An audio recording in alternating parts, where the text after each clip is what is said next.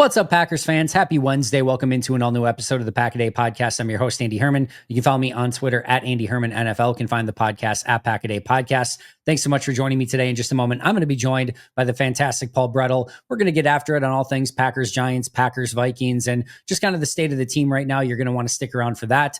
Before we get there, shout out to our brand new Pack-A-Day Podcast YouTube members, Ray, Michael Gillick, Bill Price, Menace712, Alex Strobel, and M2. Thank you guys so much for signing up. Also, a huge shout out to Beast Bumblebee for becoming an all-new Pack-A-Day Podcast All-Pro member. If you haven't checked out those memberships yet, make sure to do so. Now, I'm recording this a little bit after Matt LaFleur's press conference, but prior to practice, so I don't have a full injury update for you. We'll cover that tomorrow on the Justice Mosqueda show. However, we did learn from Matt LaFleur that Jaden Reed and Josh Jacobs are not going to be practicing, and there would be no IR return. So for anyone looking forward to those potential returns on Wednesday, we will not be getting them. Matt LaFleur did mention, though, that their goal with Josh Jacobs is to get him ready for this Sunday, whatever that takes. So not practicing on Wednesday, but there still seems to be some hope that Josh Jacobs could go this Sunday against the Vikings.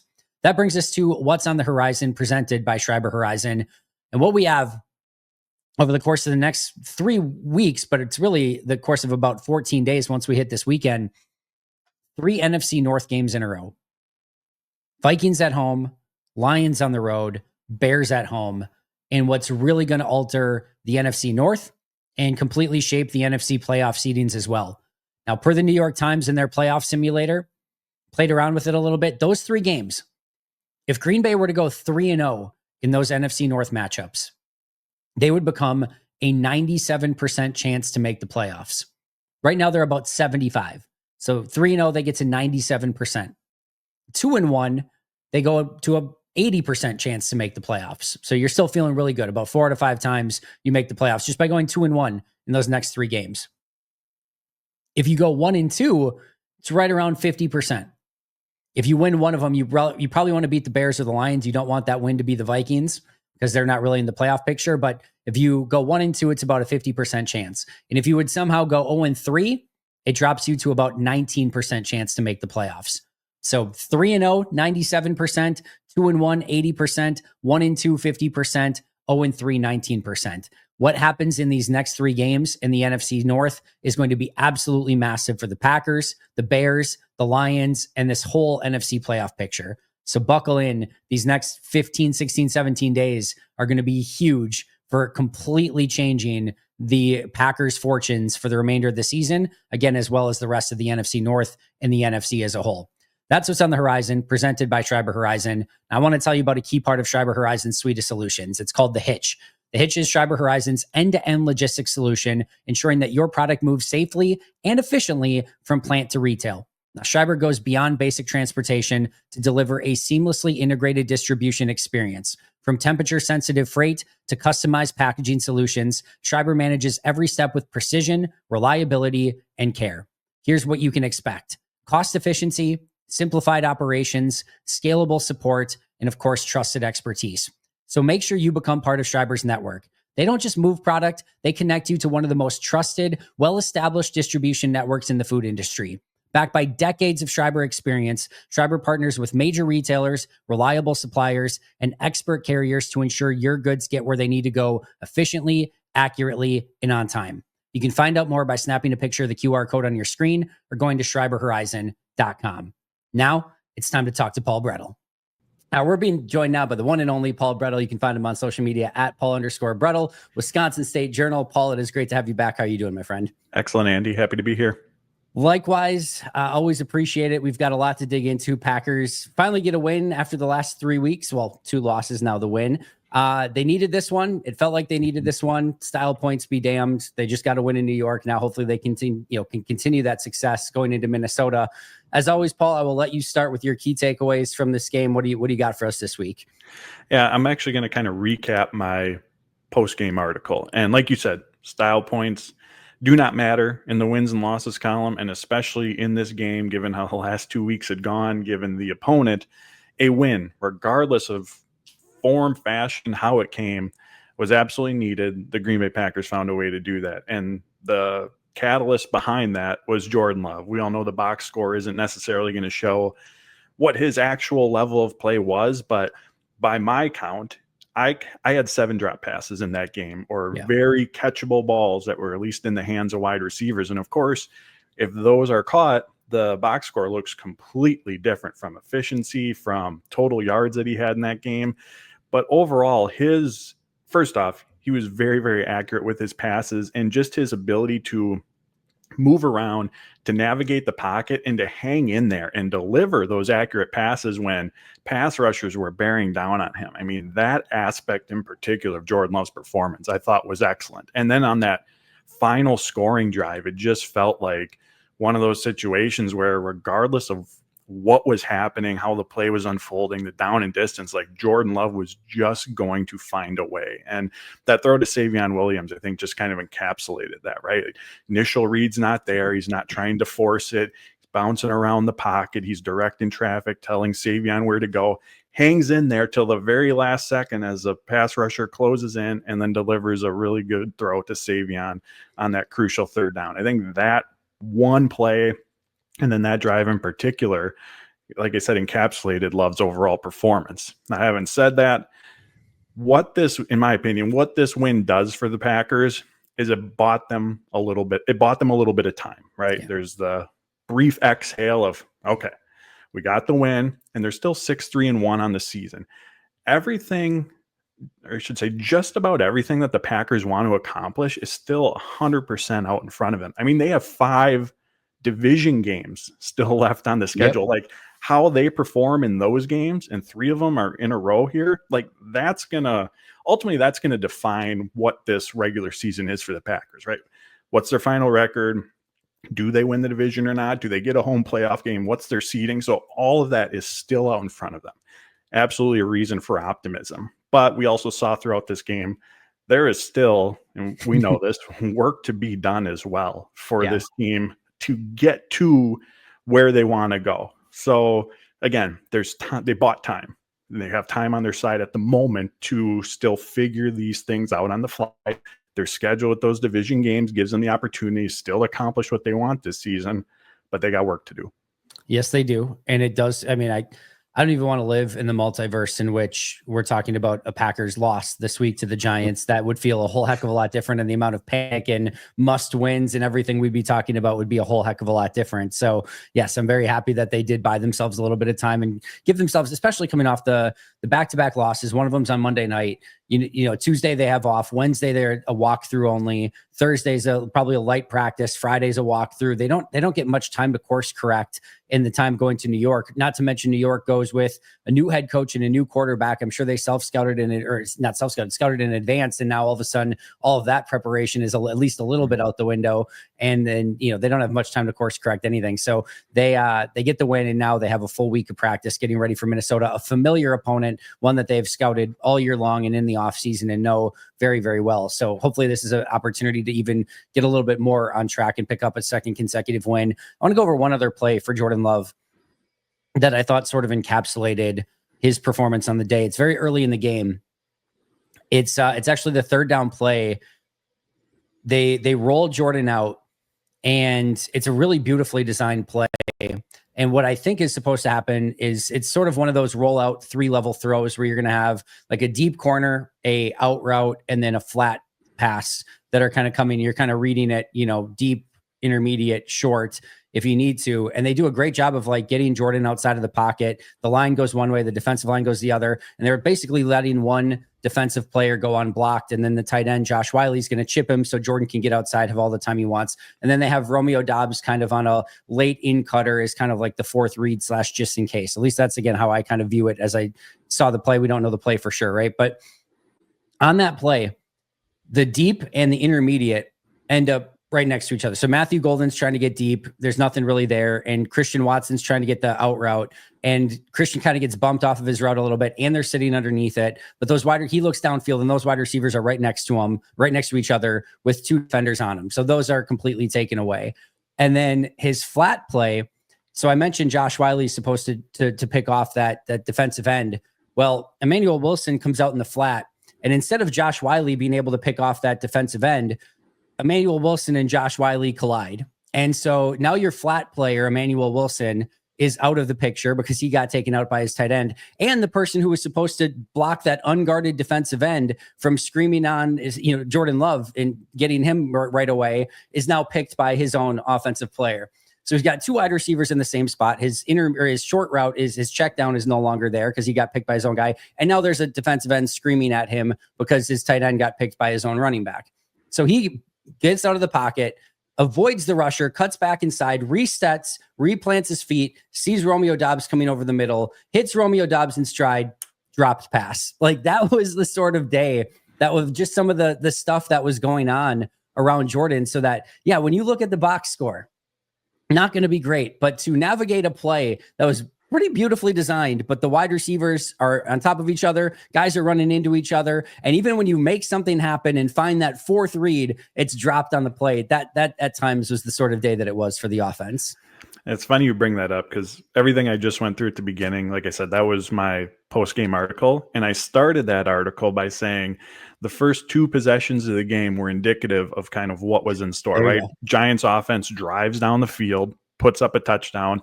The Packers, before that third down play drop that you just brought up, Luke Musgrave on second down fumbles it out of bounds. And then on first down, Dexter Lawrence, of all players, comes through unblocked, and Jordan Love has to throw the ball away. Like, that was the sequence, right, that began the game and kind of was indicative of what was to come for this Packers team. But I know everyone wants, right, that 14-point victory. And trust me, as someone who has to do an immediate post-game article, I would love for there to be a blowout rather than me having essentially two versions as I'm trying to figure out in the final minutes what's going to happen here.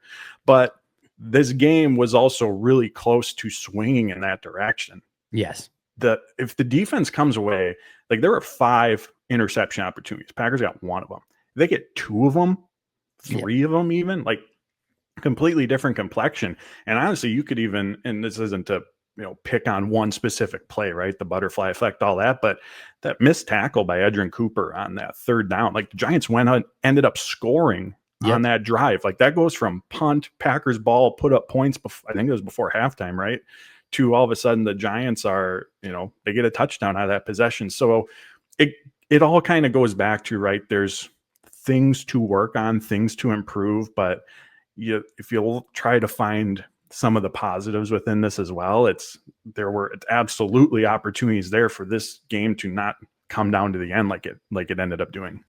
Just really quick on that Dexter Lawrence play where he came free. I tried to get it. I couldn't quite capture it the way that I wanted it to, but so Jordan Morgan, what looks like, goes the wrong way on the play. I think that was the one that Matt talked about in his press conference where there's supposed to be 2 players. Yeah. I think Ryan kind of messes it up too, but it certainly looked like Morgan goes the wrong way and doesn't get it. And Morgan recognizes it and puts a hand out. And it just so happened the only thing that he can get a piece of is Dexter Lawrence's hand. So there's this beautiful picture of those two literally holding hands as Dexter Lawrence is ready to break through. The only thing that Morgan could grab a hold on to was Dexter Lawrence's hand. So there's this like beautiful picture of like this huge gap in Morgan and Lawrence just holding hands as Lawrence is about to break through and try to obliterate Jordan Love. So it's this very beautiful image, but I just couldn't capture it quite the way I wanted it to. Maybe I'll get to it today. We've got more to get into, though. I do want to talk about one of those offensive players that I did feel like, a couple of them actually, that came through clutch. I want to start with Christian Watson, who I'm still blown away by the fact that the torn ACL, MCL last December, and the old adage, and I know things kind of change, with how things advance medically and things like that, but the old adage is like when you come back from that injury the first year, you're usually not quite the same. And it's kind of your second year back where you start to see the same version of the player. Man, this Christian Watson looks freaking better than where he was even prior to the injury. It blows my mind, not only how he's playing, but his impact on this team, and a couple of just massive catches in this game to really help Green Bay out.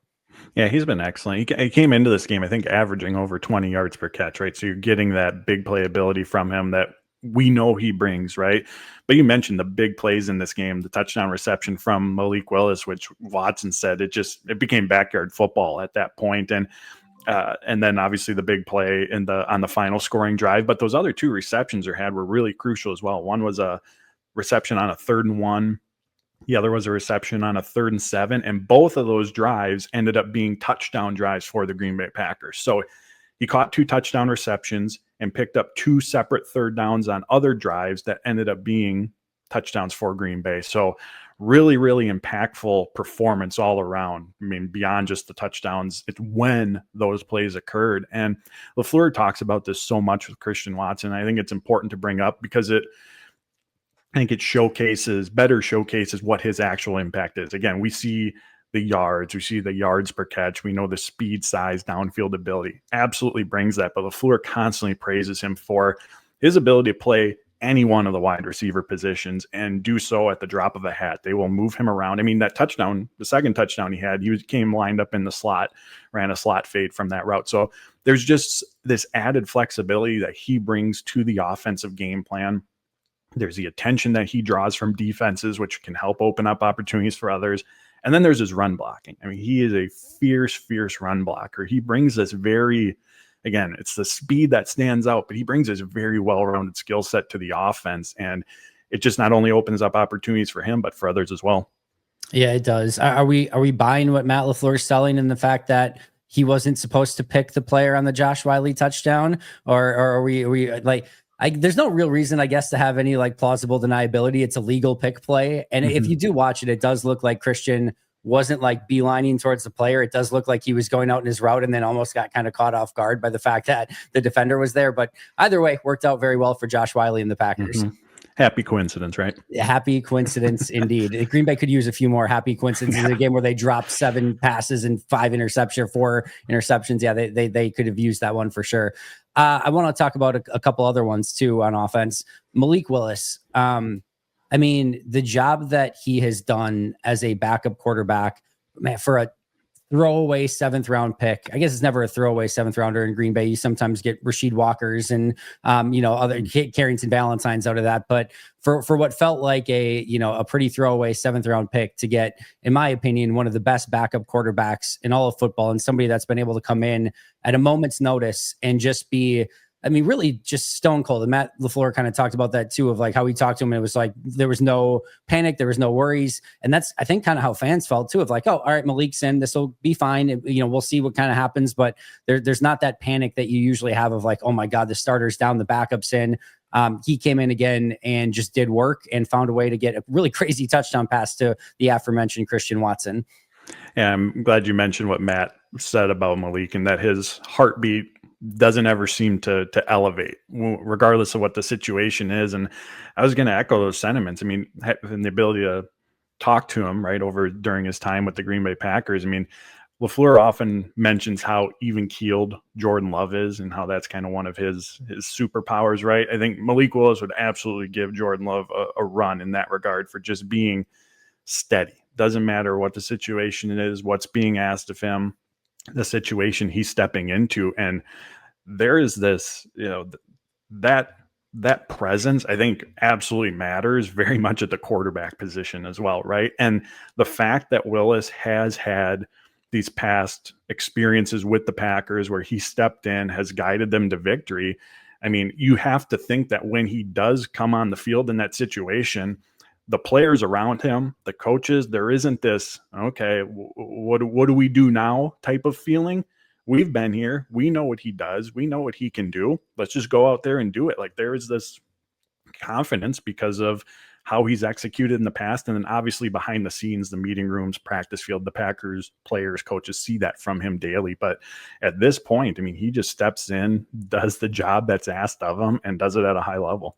Yeah, he really does. I mean, I think it's as impressive as like just a backup performance for, there's maybe situations where, you have a starter in waiting, the Aaron Rodgers, performance when, he took over for Brett Favre in that Dallas game, was great. But, Rodgers, a 1st round pick, expected to be a future starter, things like that. For somebody that you bring in, trade a 7th round pick away to be just a true backup quarterback, what he's done the last, season and a half has been nothing short of phenomenal. And again, talk about just doing your job when you get in. Malik Willis has been the epitome in the picture of that. And again, if it happens again, I have the same feel that he'd be able to go out and do it again. In fact, when I know he got hurt right away in the Chicago game last year, and you could tell that affected his throwing ability, but it almost looked back and be like, oh, I'm surprised he wasn't able to have more, point production in that Chicago game, just because in every other game he's been able to, again, including in this one. Then the other one you mentioned earlier, Savon Williams.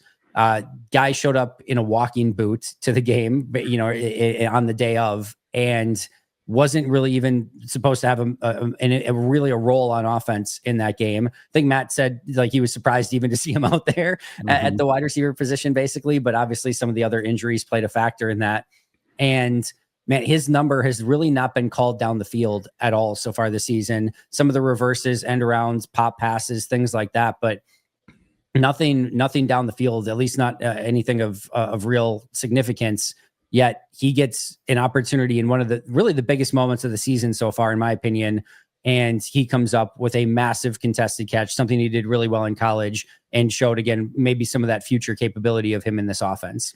Hey, friends, time to get our sleeper picks in for week 12. I'm going with a Sunday matchup that has a lot of implications in the AFC, Indianapolis and Kansas City. Let's kick it off right away.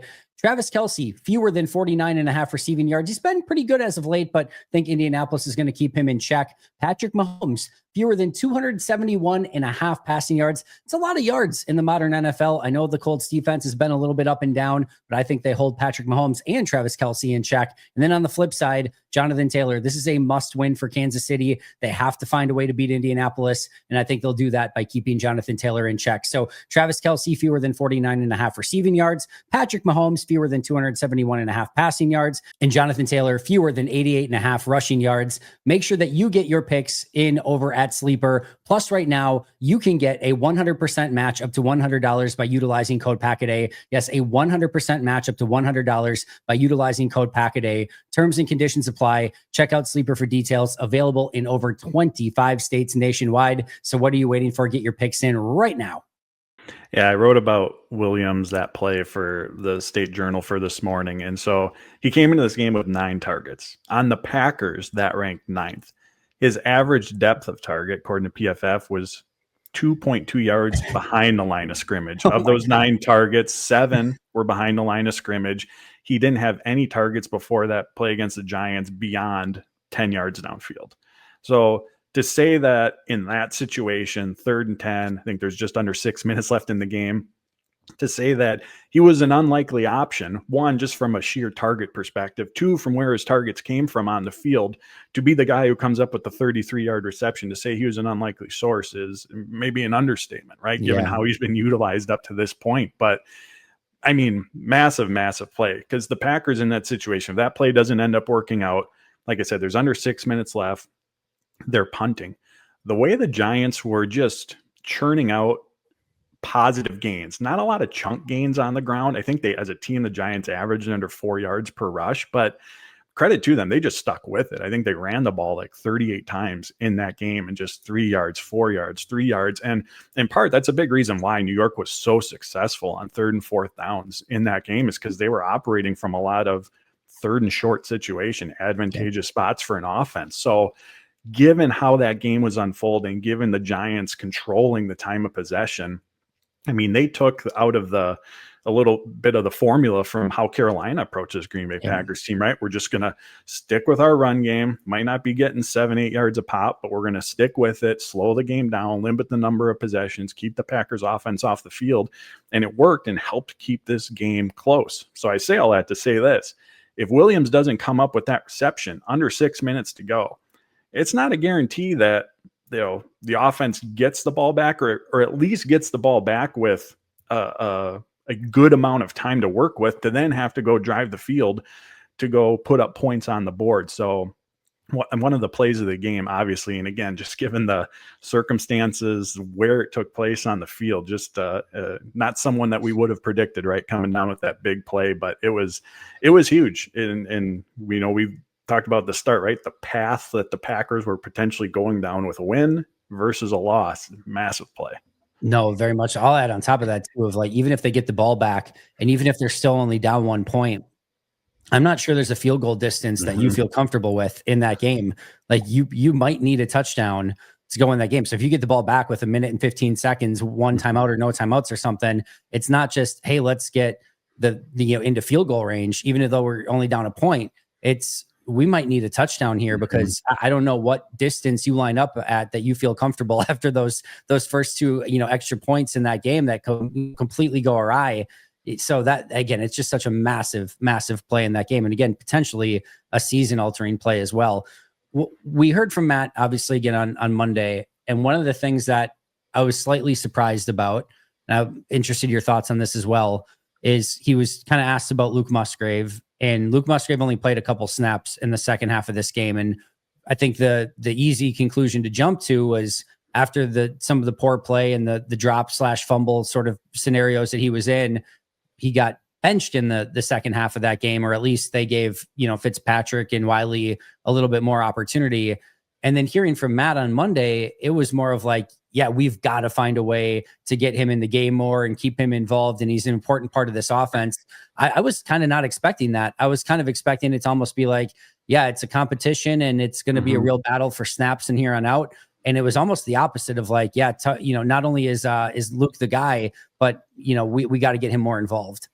Yeah, and I agree with that, with what you said. And LaFleur said beyond, obviously there's the 2 drops and those are going to be magnified, LaFleur acknowledged, but he said overall, like, he liked what he saw from Luke Musgrave in that game. And snap count wise, I think he was 3rd among the tight ends on the Packers yesterday. And we talked about this after the Kraft injury. Like, this is on the depth chart, right? Musgrave's number 2, but this isn't going to be, well, your next man up. You're going to go shoulder the Tucker Kraft workload and go play 70% of the snaps, 60% of the snaps like he did. Like, this is going to be a group effort. So I don't think it's, snap count wise moving forward, we're going to continue to see a lot of Fitzpatrick and Wiley, because all 3 of those guys bring different skill sets to the tight end position. And depending on what the game plan calls for, the opponent, the down and distance situation, just the game flow, like, that's going to do a lot of the dictating, I believe, in terms of, all right, who's on the field in these situations.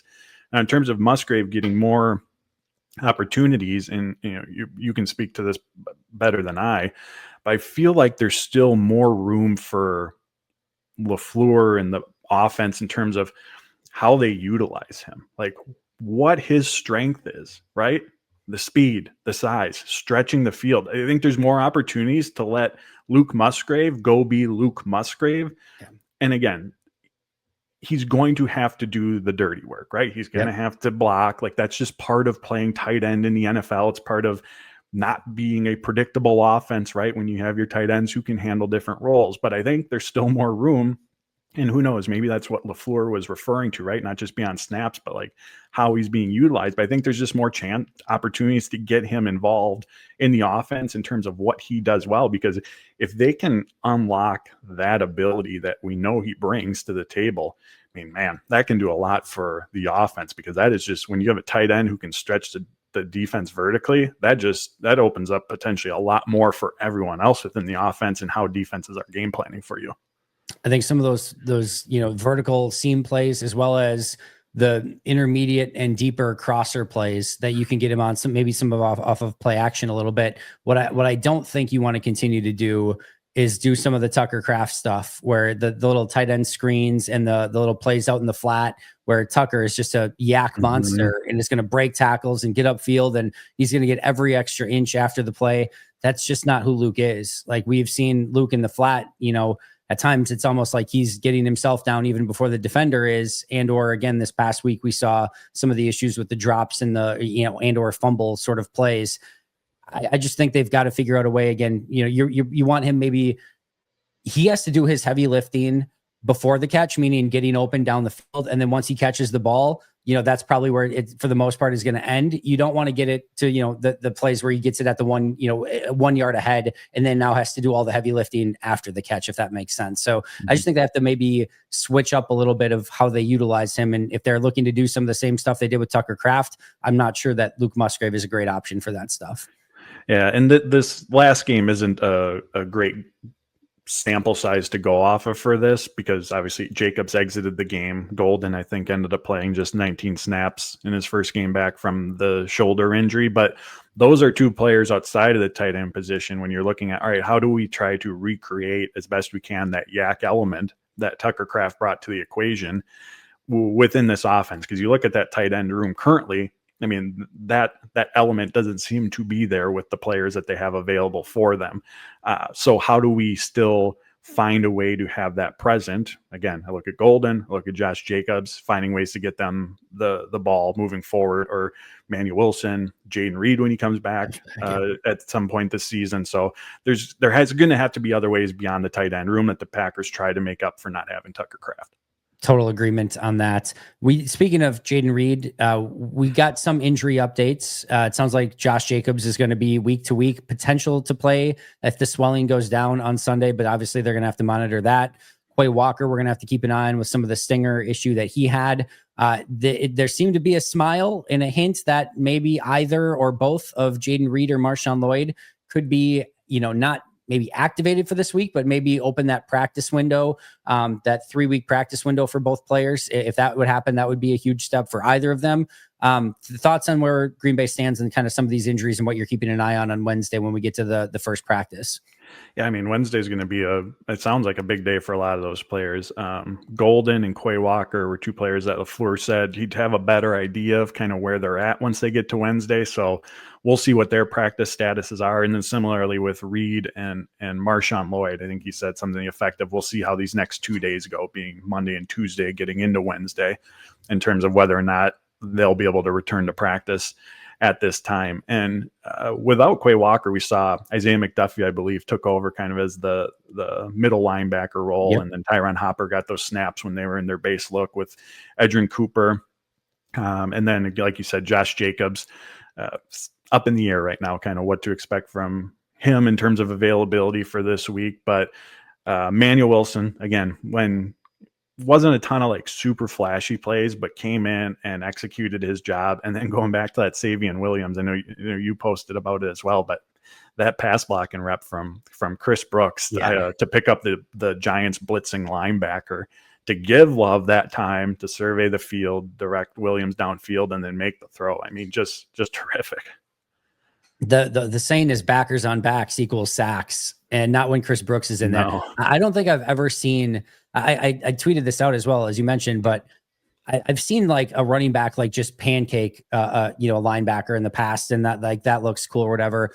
I don't think I've ever seen like a 6 or 7 set, whatever it ended up being, probably not that much, but like a 4 or 5 second pass block rep where he just squares him up and then just walls him off, and then like basically like pushes him out of the play and just completely stays square to the defender the entire time. It's one of the best pass block reps from a running back I have ever seen.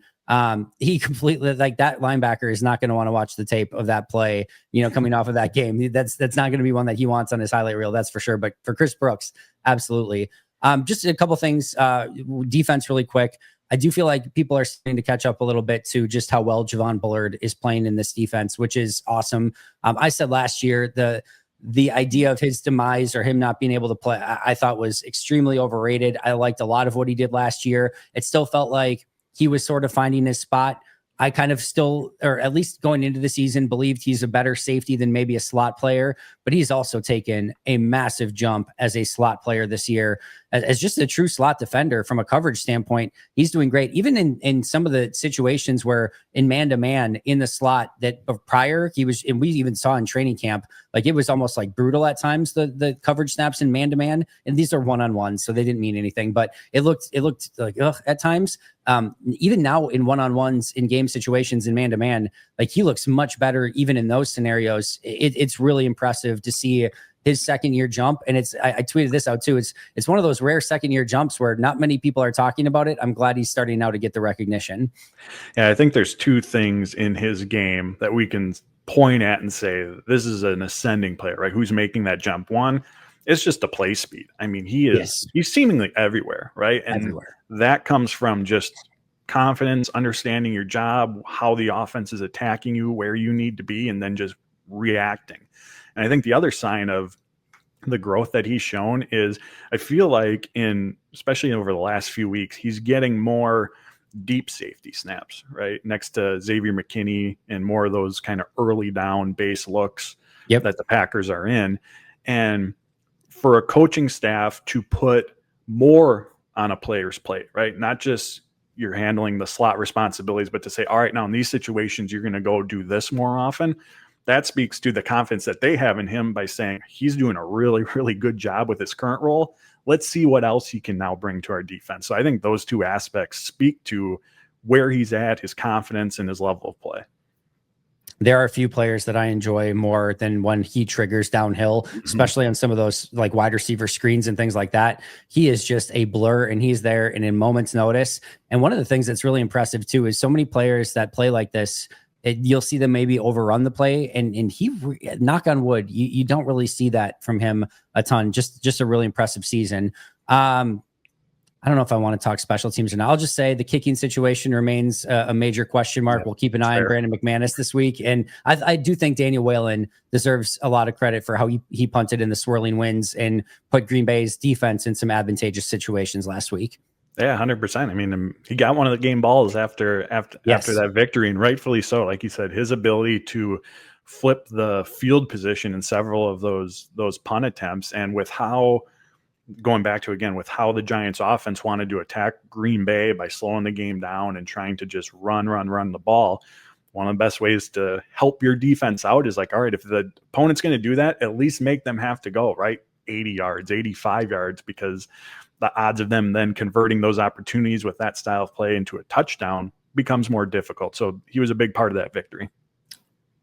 I agree. He's been fantastic. I know a couple weeks ago he was PFF's highest graded punter. I don't know if that's still the case, but can't imagine it went down too much over the course of the last couple weeks. But he's been fantastic. And for one of those, positions that has felt like cursed for a long time in Green Bay, it's nice to know that Green Bay has finally their long-term punter, and Wellen's been phenomenal.